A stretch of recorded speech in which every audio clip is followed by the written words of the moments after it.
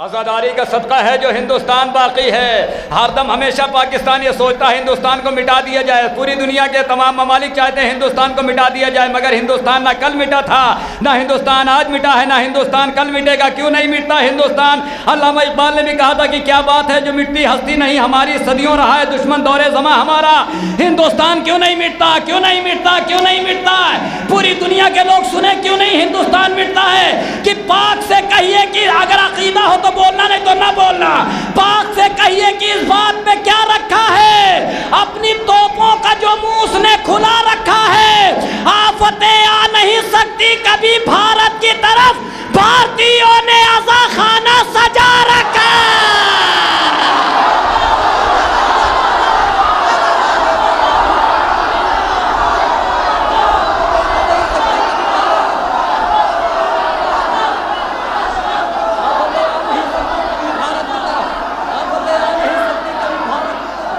आफतें आ नहीं सकती कभी भारत की तरफ, आफतें आ नहीं सकती कभी भारत की तरफ, आफतें आ नहीं सकती कभी भारत की तरफ।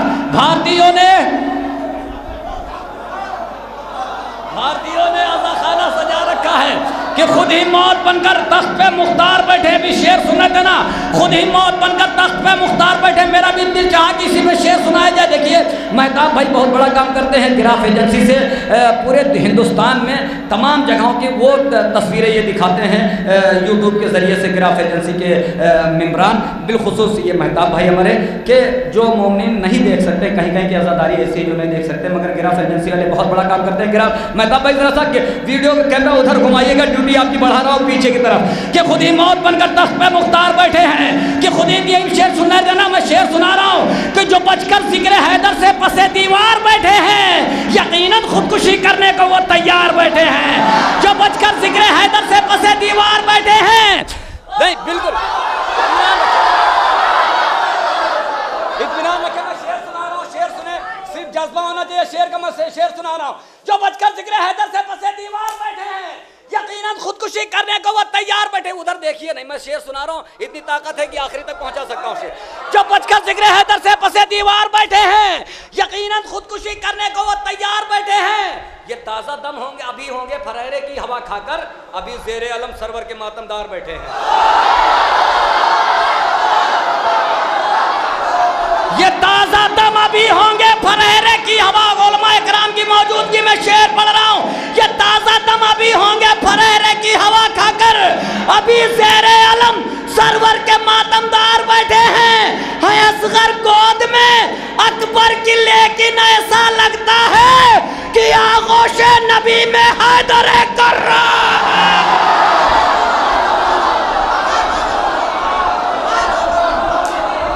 ऐसा लगता है। आखिरी शेर पढ़ रहा हूं।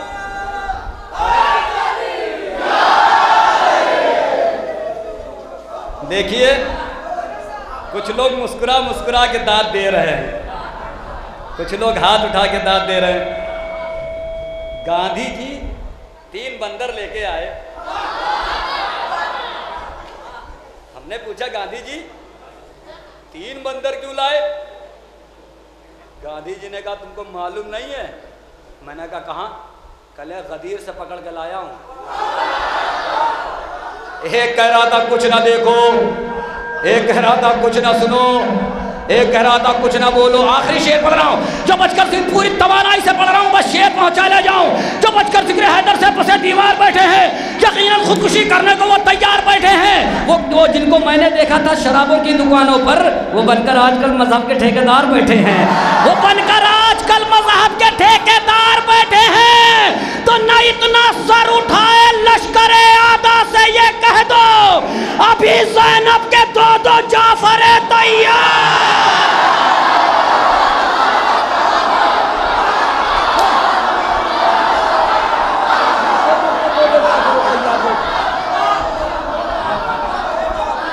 न इतना सर उठाए लश्करे आदा से ये कह दो, अभी ज़ैनब के 2 जाफर तैयार बैठे हैं। आइए हज़रात, इन्हीं मिसरों की रोशनी में एक नौजवान शायर जो अकेले दम पे किसी महफिल को कामयाब कर देता है, यानी सागर बनारसी साहब तशरीफ ला रहे हैं, नारे सलवात से इस्तकबाल करें।